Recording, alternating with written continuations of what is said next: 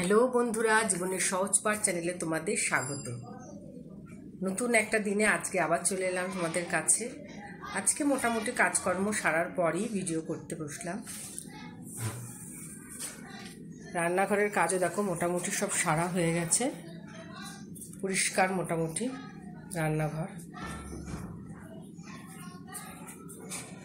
রান্নাঘর পরিষ্কার না থাকলে একদমই ভালো লাগে না। রাত্রিবেলা আমি যথাসম্ভব চেষ্টা করি যত রাতই হোক রান্নাঘর পরিষ্কার করার। তবে খুব যে পরিষ্কার করে রাখতে পারি তাও নয়, অগোছালো হয়েই যায় কাজকর্ম করতে করতে।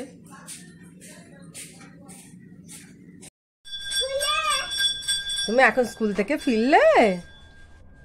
হ্যাঁ, দেখা করতে এলে আমার সাথে? এখন যাও, গিয়ে স্নান করে নাও বাবা, স্নান করে নাও। আমি একটু পরে যাবো ছাদে জামা কাপড় তুলতে। হ্যাঁ, যাও। ইনি আমার জেঠু, এক এক করে সবার সাথে পরিচয় করাবো।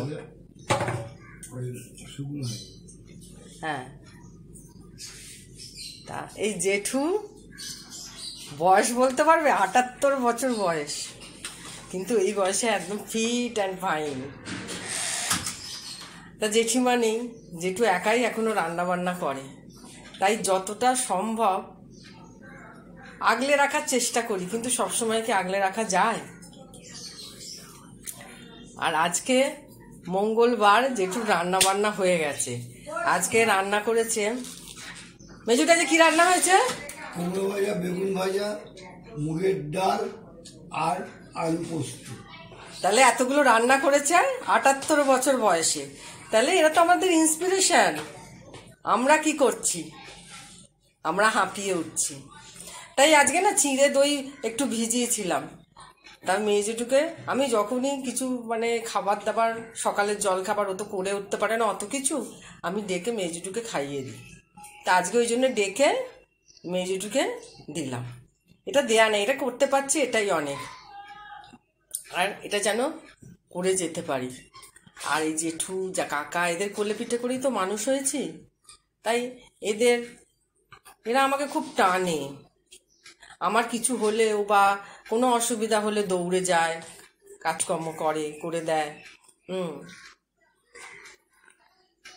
আত্মার সাথে এরা মিলে আছে। তো যে কোনো মানুষ আত্মিক হতে গেলে যে শুধু আত্মীয় হতে হবে তা কিন্তু নয়। আমার পাশের বাড়ি বন্ধু বান্ধব এরাও আত্মার সাথে সম্পর্কিত হতে পারে। আবার বেরোনোর প্রস্তুতি, এগুলি রোজকারই নামচা বলতে পারো। যা হোক করে একটু নিজেকে তৈরি করে বেরিয়ে পড়া। এই যে একটার পর একটা কাজের মধ্যে দিয়ে সারা দিনটাকে কাটানো, এটা না হলে হয়তো বাঁচতেই পারতাম না। কারণ যখন অসুস্থ ছিলাম তখন ওই বিছানায় শুয়ে শুয়ে সময় যেন কাটতেই চাইতো না। আর এখন কোথা থেকে যে সময় কেটে যায় বুঝে উঠতে পারি না। কিছু কাজ বাকি থেকে যায়, সেগুলো করারই সময় পাই না। ভাবি যে না, এগুলো গুছিয়ে রাখা, পরে গুছিয়ে রাখবো। যেগুলো করতেই হয় সেগুলো রোজ করেই ফেলি। তা ছেলে এখানে আঁকছিল, আঁকতে আঁকতেও খেলতে গেছে আজকে বিকেলের দিকে, কিন্তু আঁকার জিনিসগুলো ওখানেই পড়ে আছে। একটি নতুন আঁকা শুরু করেছে, সেটাই তোমাদের দেখাবার চেষ্টা করছি।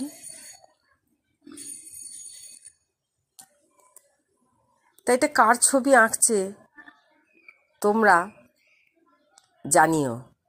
দেখি আমার ছেলে কতটা দক্ষ হয়েছে যে তার আঁকা দেখে তোমরা বলতে পারো কি না এটা কার ছবি আঁকা হয়েছে। কারণ আমরা তো সবাই অদক্ষ।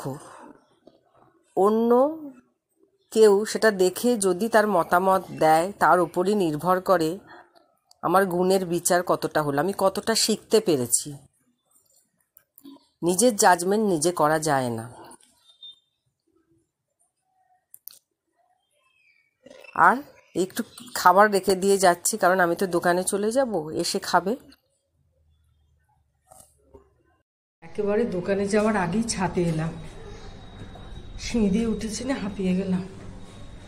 কখন ওকে বলেছি যে ছাদে যাব, কিন্তু ওই দেরি হয়ে গেল, আসতে পারিনি।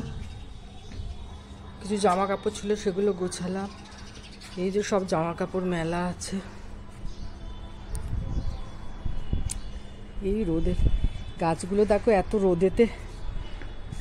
পায়রাটা দেখেছো জল খাচ্ছে, এখানে থালায় করে জল দেয়া থাকে, ওরা ওদের মতো করে খায়, সকালে খেতে দেওয়া হয়। বলছিলাম না আমাদের ছাদ দিয়ে ভিউটা খুব ভালো লাগে। ওইখানে দেখো নতুন একটা কনস্ট্রাকশন দুখানা হচ্ছে।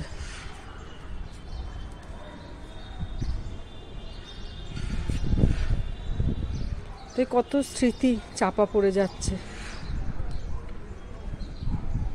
কত শক্তপোক্ত বাড়িগুলো ভেঙে ফেলা হচ্ছে। নগরায়ণ একে বলে, নগর উন্নয়ন একেই বলে। এই যে পুকুর, শুধু ফ্ল্যাট বাড়িতে ভর্তি চতুর্দিক। আর ওই যে দূরে অলয়চণ্ডী মন্দির।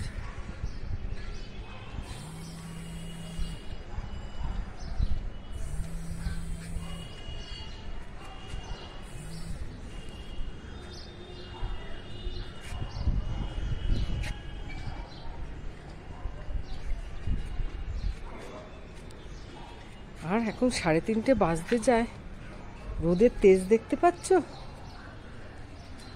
যাই হোক, এবার গিয়ে দোকানটা খুলি।